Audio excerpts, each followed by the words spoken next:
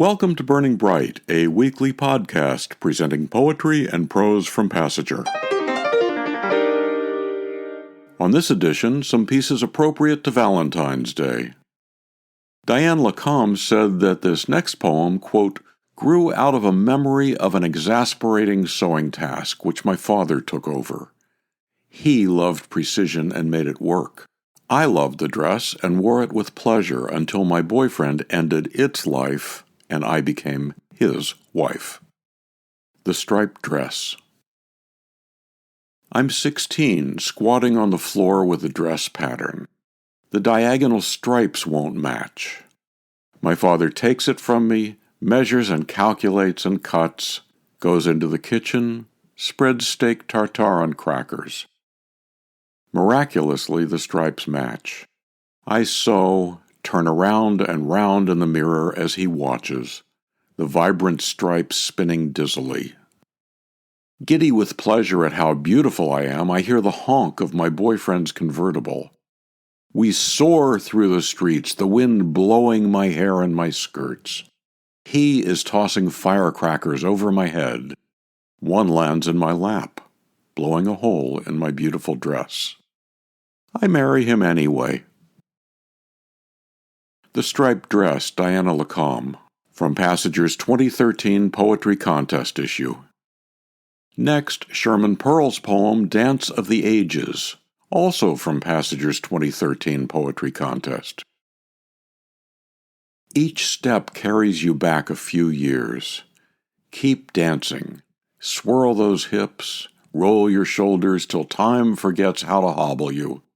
It's been ages since we danced together, but my toes tap out the tunes, and my heart knows all the lyrics. It beats old rhythms as you flow around and over and through me. Dance off the hard times, dance away from the shadows.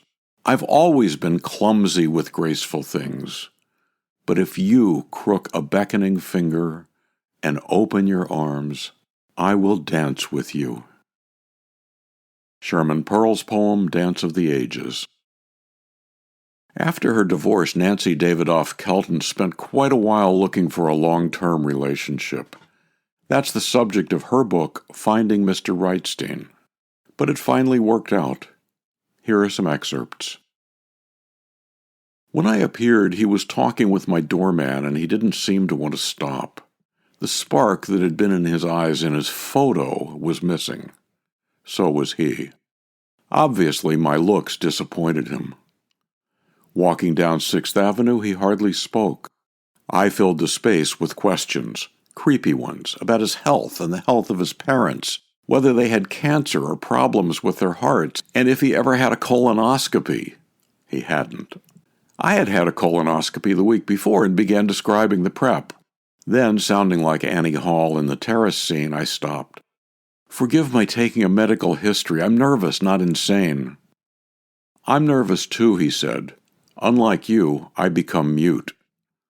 He smiled. And unlike you, I am insane. We turned to each other. Finally, I'm sorry for grilling you, I said. I thought I should fill up the space. It's refreshing. The twinkle in his eyes returned. You're checking things out. He checked me out at dinner, commenting on my energy and skin. We shared appetizers, entrees, and our personal histories. You're easy to talk to, he said, pushing up the sleeves of his black cashmere V-neck.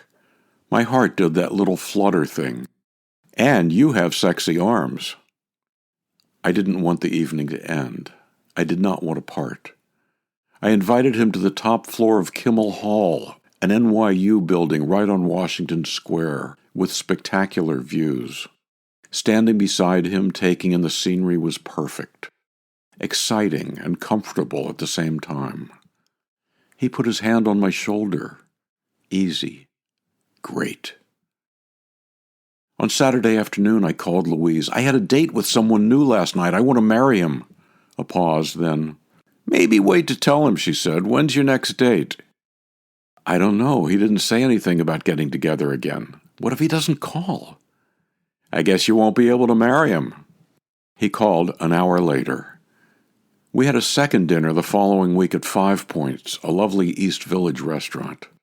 Much later at 5 Points, where we had gone on our second date, Jonathan got down on one knee and proposed. I had a hunch this might happen. I'd been asking on a daily basis if and when he'd propose. I said yes, of course I said yes. I hugged him hard, not wanting to let him go. I hope you didn't propose because of my subtle hinting, I said. I had the idea myself, he said. I would have asked you much sooner if you hadn't nudged. I was 60 when I met Jonathan. He was 59. Finding love at our age, at any age, is grand. The next morning I called Emily. Jonathan asked me to marry him. And? I said yes. We cried. To buy Nancy Davidoff Kelton's book Finding Mr. Wrightstein, or to subscribe to or learn more about Passenger and its commitment to writers over 50, go to PassegerBooks.com.